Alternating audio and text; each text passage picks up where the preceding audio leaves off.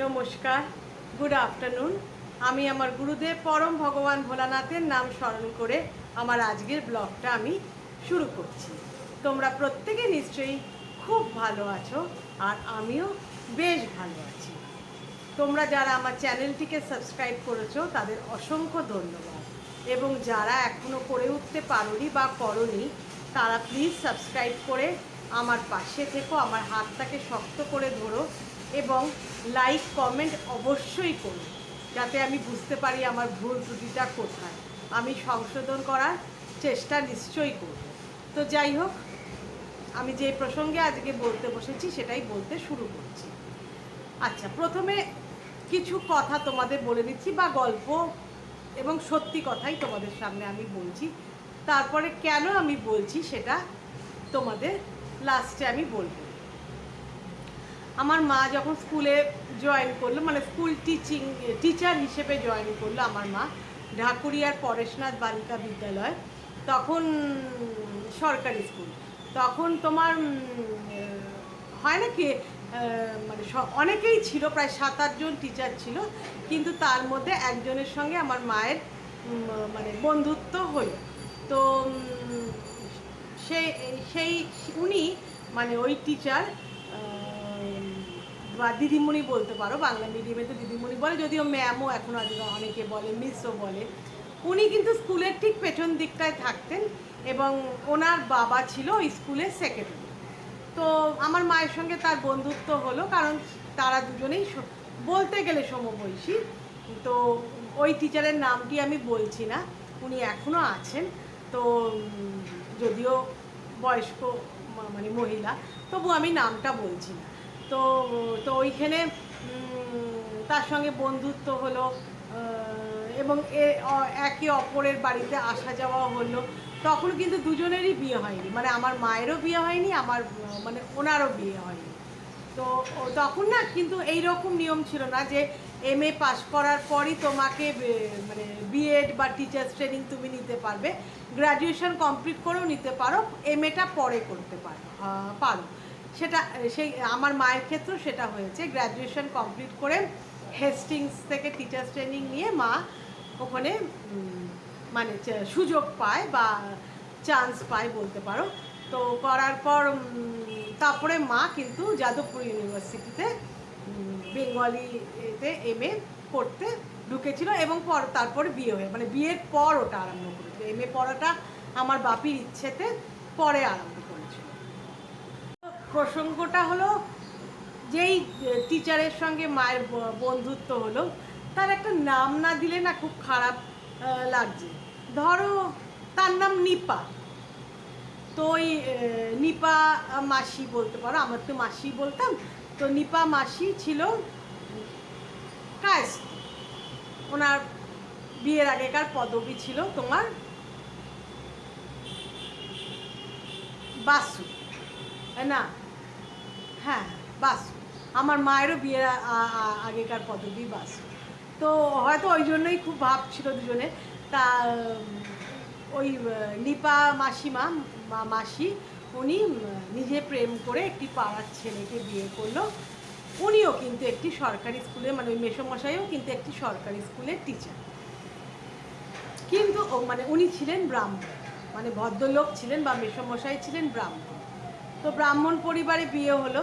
ব্রাহ্মণ পরিবারে বিয়ে হওয়ার পর তার মনে একটা, আমি কায়স্থ থেকে ব্রাহ্মণ হয়েছি, একটা গর্ববোধ তার মধ্যে কাজ করত। আমি তো বামুনের বাড়ির বউ, এইরকম একটা কথাবার্তা তার হতে লাগলো। মানে সে ব্রাহ্মণত্বটা পেয়ে গর্বিত। সে এতে কি আমার যতদূর মনে হয়, এতে কি তোমাদেরও মনে হয় না সে তার বাবা বা পিতৃকুলকে অপমান করছে? কারণ ছোট থেকে বড় পড়াশুনো করে তাকে তৈরি করে একটা স্কুলে চাকরি করা পর্যন্ত তার বাবাই তো তাকে মানে এগিয়ে দিয়েছে। তা সে তার বাবার পরিচয়টা বা বাবার বাড়ির পদবি বলা বা কায়স্থ যে ছিল সেই ব্যাপারটা ভুলে গিয়ে সে এখন ব্রাহ্মণ পরিবারের বউ, এবং নিজেকে বেশ ব্রাহ্মণ বলে একটা মানে মানে গর্ব অনুভব করতে লাগলো। মানে কথায় কথায় মানে ওই কথাটা দিয়ে বলতো আর কি, আমি এই নিয়মটা জানি, আমি এটা এটা বলছি, এটা হলে ওই, ওটা হলে ওই, এরকম। তো যদিও নিয়মকানুন সে জানতো, কারণ তার সে শাশুড়ির মায়ের কাছ থেকে সে শিখেছে, মানে ভুলভাল যে নিয়ম বলতো তা কিন্তু না, ঠিকঠাকই বলতো। তো পরবর্তীকালে আমি বড় হলাম, আমারও বিয়ে হয়ে গেল, মানে আমি এত দূরটা মানে কি বলবো মানে এগিয়ে এলাম আর কি। তো আমি তার মানে ওই নিপা মাসিমার 2 ছেলে মেয়ে, মেয়েটা আমার থেকে 2 বছরের বড় এবং ছেলেটা আমার থেকে 1 বছরের ছোট।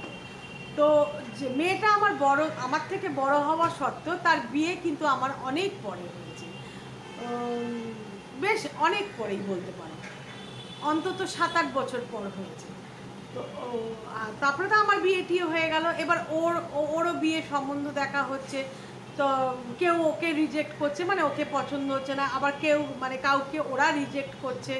তো এরম করে কথা বললো যে একটা বাড়ির কাছে একদিন স্কুলে এসে, যেহেতু মায়ের সঙ্গে ইন্টিমেট রিলেশন, তো মাকে বলছে যে একটা খুব ভালো ছেলে পেয়েছি বাড়ির কাছে, আমি চাই আমার মেয়ে বাড়ির কাছে থাকুক, তো ভালো ছেলে পেয়েছি, কিন্তু ওরা আমার মেয়েকে পছন্দও করেছে, মানে পাড়াতে আর কি, মানে দেখে এসে পছন্দ, মানে বাড়িতে বয়ে এসে যে মেয়ে দেখার মতন করে দেখা তা না, তার মা বলে পাঠিয়েছে তোমার মেয়েকে আমার পছন্দ হয়েছে। মেয়েটি কিন্তু জিওগ্রাফিতে এমএসসি, তো পছন্দ হয়েছে। তো আমার ছেলেও তো যাদবপুর থেকে ইঞ্জিনিয়ারিং পাশ করে কাজ পেয়ে গেছে, তো পাড়ায় আমাদের বিয়ে হলে ভালোই হবে এ বলল। তখন মা বলে তো খুব ভালো কথা, আমার মা বলে নিপা মাসিমাকে যে খুব ভালো কথা, তুমি বিয়ে দিয়ে দাও, ভালোই তো, তুমি যেমনটি চাইছো বাড়ির কাছে শিক্ষিত ছেলে, বাড়িতে কোনো মানে অনেক লোকজন না, ঝুট ঝামেলা নেই, তুমি বিয়ে দিয়ে দাও। তখন বলো না ওরা তো ব্রাহ্মণ না। তখন মা বলো তাতে কি হয়েছে, ব্রাহ্মণ না তো কি হয়েছে, একে তোমার মেয়ে কিন্তু আমার মেয়ের থেকে 2 বছরের বড়, আমার মেয়ের কিন্তু প্রায় 7-8 বছর বিয়ে হয়েছে, ভাবো মানে আমার ছোট মেয়েও হয়ে গেছে, 8-9 বছরের পর ওর বিয়েটা হলো। একে তো ওর বয়স হয়ে গেছে, তুমি আর এখন এত ভালো ছেলে, মানে হাতের লোককে তুমি পায়ে ঠেলবে। উনি তো মানে নিপা মাসিমা তো খুব রিজিড, না ব্রাহ্মণ ছাড়া হবে না। তখন আমার বলো যে কেন, তো তোমার হাজব্যান্ড বা তোমার শ্বশুরবাড়ির লোকের কি কোনো আপত্তি আছে? বললো যে ওরা কিছু বলেনি, কিন্তু আমার আপত্তি আছে। তখন আমার মা শুধু হেসে বলেছিল যে নিপা তুমি কি বিয়ের আগে ব্রাহ্মণ ছিলে? তুমি তো কায়স্থ ছিলে, তা ও কি পুরোপুরি ব্রাহ্মণত্ব, মানে ব্রাহ্মণ বাড়ির মেয়ে, কি মানে ব্রাহ্মণ বাড়ির মেয়ে, কিন্তু ও তো তোমারও অংশ, তোমার স্বামীরও অংশ, তাহলে ও তো একটা মিক্সচার। তা তুমি এই রকম ব্যাপার নিয়ে এতটা ভাবছো কেন? তারপরে মার কথাটা এগোয়নি, তবে পরবর্তীকালে একটি তারা ব্রাহ্মণ ছেলেই পেয়েছে, কিন্তু যেই পাড়ার ছেলেটি যেরকম কোয়ালিফাইড ছিল অতটা কোয়ালিফাইড না, মোটামুটি বাড়ির কাছে পেয়েছে মুখার্জি, তাতে ওদের বিয়ে হয়ে গেল। আর একটা কথা বলি, মানে আর একটি গল্প বলি, সেটাও সত্যি কথা। আমার মায়ের বাড়ি, মানে আমার মায়েদের আদি বাড়ি হলো তোমার বর্ধমানে। তো সেইখানে মা এটা আমাকে গল্প করেছিল। তো সেই কিছু একটা জৌগ্রাম, তো ওইখানে মায়েদের যে ছিল, মানে মায়েদের যে কুলপুরোহিত, ওনার নাম ছিল কি একটা নারায়ণ ভট্টাচার্য, আদি নারায়ণ ভট্টাচার্য, এরকম ধরনের একটা, মানে পরেরটা নারায়ণ ছিল, আদি নারায়ণই হবে, আদিত্য নারায়ণ বা আদিত্য নারায়ণই হবে ভট্টাচার্য। অনেকদিন আগে, আমার বিয়ের আগে গল্পটা শুনেছি, তো কিছু মানে মানে ভুল ত্রুটি হয়ে যেত পারে নামের মধ্যে। তো এই নামটা কিন্তু আমি সত্যিই বলছি, উনি তো এখন নেই আর। তা উনি ছিলেন আমার মায়ের মানে যে আদি যে বাড়ি জৌগ্রামে, সেখানে রাধা মাধবের মূর্তি ছিল। তো সেইখানে উনি নিত্য পুরোহিত ছিলেন, এবং উনি আরও অনেক জায়গায় পৌরোহিত্য করে বেড়াতেন, সরি কথাটা আমি ভুল বলেছি, পৌরোহিত্য করে বেড়াতেন। ওনার মধ্যে একটা দাম্ভিকতা ছিল, মানে উনি ব্রাহ্মণটাই হলো শ্রেষ্ঠ, মানে ব্রাহ্মণ হয়ে জন্মানোটা মানে হলো একটি শ্রেষ্ঠ জন্মানো। উনি মানে অনেক পুণ্য করেছেন বলে উনি এই জন্ম তার ব্রাহ্মণ হয়েছে, এবং উনি খুব নিষ্ঠাবান ব্রাহ্মণ। উনি প্রত্যেক দিন সকালে গঙ্গায় চান করেন, চান করার পর উনি শুদ্ধ মনে শুদ্ধ দেহে উনি পুজো করেন, তারপরে উনি যজমানদের বাড়িতে পুজো করে বেড়ান। এবং তোমরা ঈশ্বরকে যে কথাটা বলতে চাও বা প্রার্থনাটা করতে চাও, সে একই ফল তুমি ওনাকেও যদি বলো তোমার জীবনের মানে প্রার্থনা বা তুমি যা চাও, তাহলেও কিন্তু সেটা ফলপ্রসূ হবে বা ফ্রুটফুল হবে। উনি হলেন ঈশ্বরের দূত। তো অনেকে না ওনাকে পছন্দ করতো না, কিন্তু উনি খুব নিষ্ঠা করে পুজো করতেন বলে উনি মানে ওনাকে অনেকে ডাকতো পুজোতে। কিন্তু ওনার এই বড় বড় লেকচার বা ভাষণ, মানে ব্রাহ্মণকে শ্রেষ্ঠ ধর্ম, অন্যদের মানে মানে তৃণ মানে ঘাসের মতন মানে পায়ে মারিয়ে চলে যাওয়া যায় এইরকম, মানে উনি মনে করতেন সেটা। তো বিশেষ করে তোমার তবু কায়স্থদের সহ্য করা যায়, কিন্তু বৈশ্য শূদ্ররা তো মানে বলতে গেলে পরে নরকের কীট, ওরা তো 7-8 জন্ম, মানে ওনার এটা কথা বলার ধরন। ওনারা কত মানে যারা শূদ্র হয়ে জন্মেছে তারা কত জন্ম যে পাপ করেছে যে শুদ্ধ হয়ে জন্মেছে। এবার তৎকালীন না এখনকার মতন তো অ্যাডভান্স যুগ ছিল না, ওরা না মন্ত্রমুগ্ধ হয়ে এই কথাগুলো শুনতো এবং ভাবতো হয়তো আমরা সত্যি কোনো পাপ করেছি যে আমাদের এই দাসত্ব জীবন আমরা পেয়েছি। তো এই রকম চলছে। তো ওই গ্রামেরই একটি ছেলে, তার নাম ছিল মাধব। সে ছিল মানে শূদ্র মাধব, এবং তার বয়স ধরো ওই আনুমানিক ধরো মা তখন বলেছিল 18 হতে পারে, 20-22ও হতে পারে, এইরকম বয়স। সেই ছেলেটি ছিল বোবা, মুখে তার ভাষা ছিল না। তো সে কি করত, ওই মন্দিরে মন্দিরে ঘুরে ঘুরে, কারণ তো বোবা, কোনো চাকরি বাকরি বা কাজকর্ম সে পাবে না, তখন বাড়িতে তো সে একটা বোঝা, সে কানেও শোনে না, কথা বলতে পারে না, তার চিকিৎসা করার ক্ষমতাও তাদের বাড়ির লোকের নেই। তো ও তখন কি করতো বলো তো, ওই কিন্তু ব্রেনটা ছিল, এবং সবচেয়ে বড় কথা তার মনে ছিল প্রবল ভক্তি, মানে তার ঈশ্বরের ওপরই বিশ্বাস ছিল। সে মনে করতো মন প্রাণ দিয়ে যদি ঈশ্বরকে ডাকা যায় এবং তার মুখ মানে তার জীবন যদি পাপ মুক্ত হয়, বা সে যদি কোনো পাপ কার্য না করে থাকে, লোকের অনিষ্ট না করে থাকে, চৌর্যবৃত্তি মানে লোকের জিনিস লোভবশত চুরি না করে থাকে, জীবনে সে যদি সব ভালো কাজ করে থাকে, তাহলে ঈশ্বরের কাছে প্রার্থনা করলেই সে পাবে, এটা তার দৃঢ় বিশ্বাস ছিল। এবং সে ঈশ্বর মানত, আকারে ইঙ্গিতে সে বুঝিয়ে দিত, এবং সে কিন্তু এই ব্রাহ্মণ সমাজের যে এত মানে আস্ফলন সেটা সে মানত না, সে তার মানে আবে ভাবে বুঝিয়ে দিত। তো সে যেই কাজটা করতো সে হলো ওই জৌগ্রামে যত তোমার মন্দির আছে না, সেই মন্দিরগুলোকে না পরিষ্কার করতো, মানে ও মন্দিরে গর্ভগৃহে ঢোকার তার মানে আদেশ ছিল না ঠিকই, কারণ সে তো শূদ্র, সেখানে ঢুকতে পারবে না, সেখান থেকে তো ব্রাহ্মণরা বা উচ্চ বর্ণেরাই যেতে পারে। তো সে ওই যে উঠোনটা ছিল ঠাকুরের মানে মন্দিরের যে উঠোনটা, সেটাও ঝাড়পোছ করে পরিষ্কার করতো, যে ঝরা পাতা পড়তো সেইগুলো বয়ে নিয়ে সে ফেলে দিত, এবং জ্বালানি হিসেবে ব্যবহার করার জন্য সে নিয়ে যেত বাড়িতে, এবং ওই মন্দিরের সিঁড়িটা সে জল দিয়ে ঢেলে পরিষ্কার করে তারপরে কাপড় দিয়ে মুছে মানে পরিষ্কার পরিচ্ছন্ন করতো, কিন্তু সিঁড়ির ওপরে তার ওঠার হুকুম ছিল না। যখন পুজো হতো আরতি হতো তখন সে চোখ বন্ধ করে ওই মন্দির প্রাঙ্গণে বা উঠোনে বসে ও মানে ঠাকুরের কাছে প্রার্থনা করত, এবং তার চোখ দিয়ে জলও গড়িয়ে পড়তো, মানে সে এমনভাবে মানে প্রার্থনা করতো যেন ঠাকুরের আত্মার সঙ্গে আত্মা মিশে যেত। এবং লোকে ওকে মানে দেখতো যে দেখ ঘন্টার পর ঘন্টা ও কি সুন্দর চোখ বন্ধ করে আছে, অথচ ওইগুলো ঝাড়পোছ করে যে গঙ্গায় নিয়ে এসছে তা কিন্তু না, ও পরিষ্কার পরিচ্ছন্ন করতে না করতেই তা আরতি আরম্ভ হয়ে যেত। তখন ওই নোংরা বসনেই ও বসে, যদিও সে হয়তো বাসি কাপড় ছেড়েই মন্দিরে তো এসছে পরিষ্কার করতো, কিন্তু ওই যে মন্দিরে উঠোন পরিষ্কার করছে সেখানে তো ওর ময়লা বসন হয়ে গেছে, কিন্তু সে মানে চোখ বন্ধ করে সে ঠাকুরকে ঈশ্বরকে ডাকতো, এবং নিশ্চয়ই তার মনের কামনা বাসনা বা দুঃখের কথা সে বলতো, এবং লোক ওকে দেখতে দেখতেই যেত, দেখ কি সুন্দর করে মাধব মানে চোখ বন্ধ করে ঠাকুরকে ডাকছে। আচ্ছা বলে রাখি, ওই মন্দিরটা ছিল শিবের মন্দির, মহাদেবের মন্দির ছিল।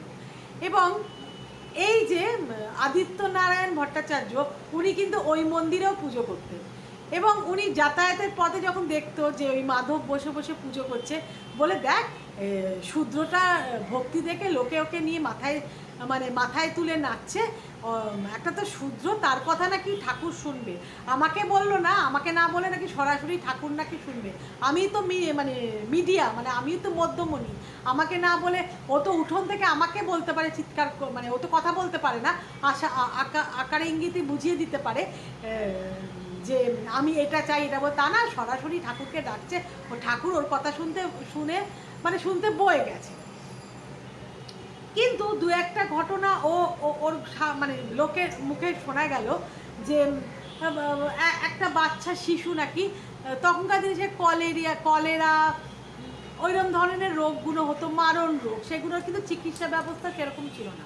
তো একদিন একটা বাচ্চাকে নিয়ে এসে ওই মন্দিরে নিয়ে এসছে তার বাবা মা, তার কলেরা হয়েছে, আর কি মারা বলতো ভেদ বমি, বমি আর কি মনে হয় হচ্ছে, এবং তার রক্ত বেরোচ্ছে বাথরুম নিয়ে করতে গেলে পরে, সঙ্গীন অবস্থা।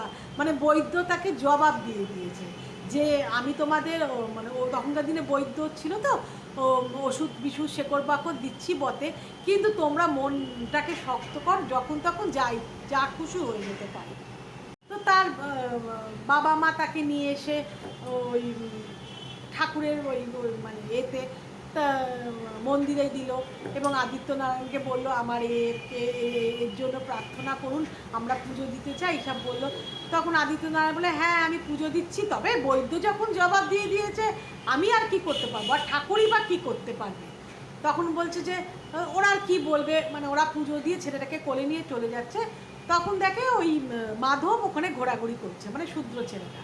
তখন সে জিজ্ঞাসা করছে, আকার ইঙ্গিতে জিজ্ঞাসা করছে কী হয়েছে, তখন ওরাও হাত পা নেড়ে বলছে যে ওর তো এরকম অবস্থা, বৈদ্য জবাব দিয়ে দিয়েছে। তখন ও না মাধব দৌড়ে গিয়ে ওই বাচ্চা ছেলেটার মাথায় হাত বুলিয়ে, তখন ও বলে দাঁড়াও আমি ঠাকুরকে বলছি। তখন ও না প্রাণপণ ঠাকুরকে বলতে লাগলো, দিন গড়িয়ে গিয়ে বিকেল হয়ে গেল, ও কিন্তু প্রার্থনা করতে লাগলো, এবং অলৌকিকভাবে পরের দিন ছেলেটি অনেকাংশ সুস্থ হয়ে গেল। এবং যখন বৈদ্যকে আবার ডেকে পাঠানো হলো, বৈদ্য তো আসছে রোজ দেখতে, এবং উনি খোঁজ পেলেন যে ছেলেটি বেঁচে আছে, তখন সে নিজে যাকে তো উনি জবাব দিয়ে দিয়েছিলেন যে আজ রাতও কাবার হবে কিনা ঠিক নেই, তো গিয়ে দেখলো ছেলেটা অনেকাংশ ঠিক হয়ে গেছে, এবার ওনার বৈদ্যের যে জড়িবুটি তাতে কাজ হয়ে যাবে, অলৌকিক ব্যাপার। তখন ওদের মা বাবা বলল, জানেন বৈদ্যমশাই, ওই মাধবের প্রার্থনা ঠাকুর শুনেছে, ওর মনটা এত শুদ্ধ, এবং ও লোকের জন্য এত ভাবনা চিন্তা করে যে আমার ছেলেটাকে এসে দৌড়ে এসে ও মাথায় হাত বুলিয়েছে, মুখে হাত বুলিয়ে ও আমাদের বলছে দাঁড়াও আমি ঠাকুরের কাছে বলি, হাত নেড়ে বলেছে। আমরা মনে করি ওর শুদ্ধ মনের এই প্রার্থনাতেই আমাদের ছেলে ভালো হয়ে গেছে, এবং আমরা ঠাকুরকে বলি যেন ওকে ভালো রাখে, এইটা বলে হয়ে গেল। তো ছেলেটা ঠিকঠাক হয়ে গেল, এবং এই রকম অনেকের নামেই ও পুজো করতো বসে বসে, এবং হতো।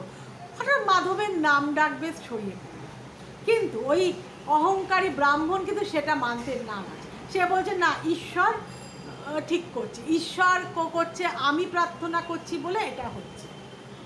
ব্রাহ্মণ ছাড়া ঈশ্বর কারোর প্রার্থনা স্বীকার করে না, আমি মধ্যমণি, আমাকেই সব বলতে হবে, এটা উনি বারংবার বলে চলেছে। এই করতে করতে এবার ঈশ্বর তো ওপর থেকে সবই দেখছেন না, উনি তো কোনো দম্ভকে প্রশ্রয় দেবেন না। তুমি ব্রাহ্মণ জন্ম পেয়েছো বলে তুমি যে মাথা কিনে নিয়েছো, তুমি যে সর্বা, তুমি যে নিজেকে ঈশ্বরের স্বরূপ ভাবতে শুরু করেছে, এই আস্ফলন্ত ঠাকুর বা ঈশ্বর বা মেনে নেবেন না, না? তো ওনার একটা খুব খারাপ ছোঁয়াচে ব্যাধি, সেই ব্যাধি তার সারা শরীরে ছড়িয়ে পড়লো, এবং উনি মন্দিরে আসতে পারছেন না কোনো জায়গায়। এবং আমার মা বললো আমাদের মন্দিরেও তাকে ওই রাধা মাধবের মন্দিরেও ঢুকতে দেওয়া হচ্ছে না, কারণ তো সে তার ছোঁয়াচে ব্যাধি। তার ফলে কি হয়েছে, তার রুজি রোজগার তো বন্ধ হয়ে গেছে, সেখানে তো চালটি কলাটি দক্ষিণাটি এইটাকে পেয়েই তো তার সংসার চলে। তো তখন অনেকে বলল গ্রামের লোকেরা, আপনি আপনার দম্ভ পরিত্যাগ করে ওই মাধবের কাছে যান, ওর মনটা এত ভালো এবং এত এই 19-20 বছর বা বয়সে ও কিন্তু জীবনে একটাও পাপ করেনি। মানে ঈশ্বর ওকে পাঠিয়েছে মরতে, হয়তো লোকের মানে ভালো করার জন্য, হোক না ও শূদ্র, তবু তো আপনি জীবনে বেঁচে যাবেন। তখন উনি ওনার টনকটা নড়ল। তখন ও দৌড়ে দৌড়ে গিয়ে ওর কাছে হাত জোর করে বলল, মাধব আমি তোকে অপমান করে, মানে হাত পা নেড়ে, তোকে অপমান করেছি দিনের পর দিন, আমাকে ক্ষমা করে দে। আমার দেখ সারা গা তো তার মুড়ে রেখেছে, মানে চাদর দিয়ে, কোনো চামড়ার খারাপ রোগ হয়েছিল মা বললো। মাও ঠিক জানে না কী রোগ হয়েছিল।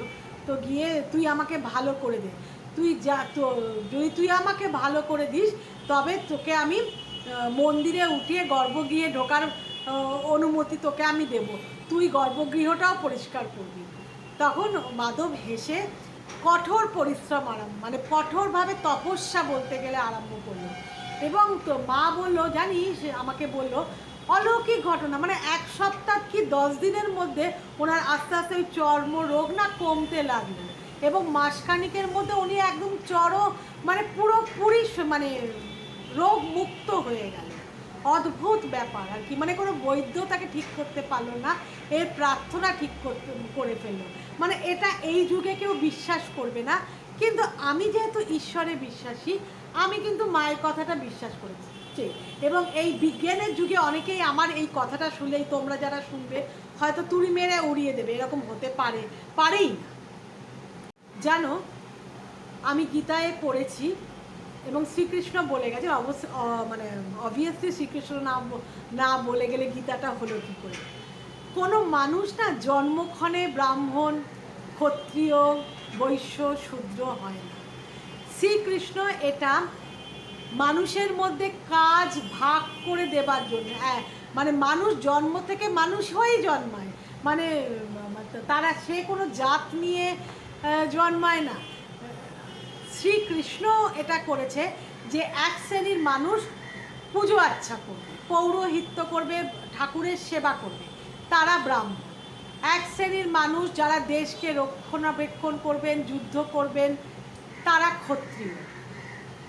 আরেক শ্রেণীর মানুষ যারা ব্যবসা বাণিজ্য করে দেশের শ্রীবৃদ্ধি করবে, তারা বৈশ্য। আর আরেকজন যারা মানে এইসব মানে ঝাড়পোছ করা, মানে বলতে গেলে দাসের কাজ করবে, তারা শূদ্র। কিন্তু একে অপরের প্রত্যেকেরই কিন্তু পরিপূরক। দাসত্ব যারা করছে, মানে যারা শূদ্র, তাদের কিন্তু নিম্ন নজরে দেখলে হবে না। তারা যদি রাস্তাঘাট, ঘর বাড়ি পরিষ্কার না করে, তাহলে কে করবে? ব্রাহ্মণরা এসে করবে। ব্রাহ্মণদের তো পুজোর দায়িত্ব দেওয়া হয়েছে। তার ফলে কি পরিবেশ দূষিত হবে, নোংরা হয়ে থাকলে পরিবেশ দূষিত হবে। তাহলে প্রত্যেকের কাজেরই একটা ইম্পর্টেন্স আছে বা গুরুত্ব আছে, এটা শ্রীকৃষ্ণ ভাগ করে দিয়ে গেছেন। আমি ব্রাহ্মণ ঘরে জন্মেছি বলে যে আমি ব্রাহ্মণত্ব হয়ে এত অহংকার করতে হবে তার কোনো মানে নেই। এটা কাজের সুবিধার জন্য শ্রীকৃষ্ণ এই 4 ভাগে ভাগ করে দিয়ে গেছে মানব সমাজকে। এই যে আমরা এত গর্ব করছি, এর হাতের জল খাবো না, তার হাতের জল খাবো না, এর ছায়া মারাবো না, তার ছায়া মারাবো না, অহংকার করে এই বলি, আমরা কিন্তু সাধারণ মানুষ। তাই জন্মটাকে বড় করে দেখো না, তোমরা নিজেদের কর্মটাকে বড় করে দেখো। কর্মই থেকে যাবে, জন্ম নিয়ে গর্ব করে কোনো লাভ নেই। তুমি তোমার জন্ম নিয়ে যদি গর্ব করো, তুমি তো মানুষের কোনো কাজেই লাগবে না, তোমাকে কিন্তু কেউ মনে রাখবে না। কিন্তু তুমি যদি শূদ্র হয়ে, বৈশ্য হয়ে, ক্ষত্রিয় হয়ে যদি ভালো কোনো কর্ম করে যাও, তাহলে দেখবে, মানে মনে রাখার মতন কোনো কাজ করে যাও, দেখবে সেই তোমার নাম কিন্তু স্বর্ণ অক্ষরে লেখা থাকবে, খাতা বইতে না, মনের মানে মানুষের হৃদয়ে তোমার নাম মুখে মুখে ফিরবে। এটাই তো আসল না, এটাই আসল, যে তুমি চলে যাবার পর বলবে ওই মানুষটা এই কাজটা করে গেছে, ওই মানুষটা সৎ, ওই মানুষটা কখনো কোনো 2 নম্বরই করেনি বা খারাপ কাজ করেনি। এটাই তো মানুষ জীবনের সার্থকতা, এটাই তো তুমি মানে মরে গিয়েও লোকের মনে থেকে গেছো, এটাই তোমার সেই জন্মের সার্থকতা। তো তোমাদের কি মত জানিও অবশ্যই। আমার উপস্থাপনা ভালো লাগলে তোমরা অবশ্যই লাইক কমেন্ট করো এবং আমি কমেন্টের উত্তর দেব এবং আমার পাশে থেকো। Bye bye, thank you so much.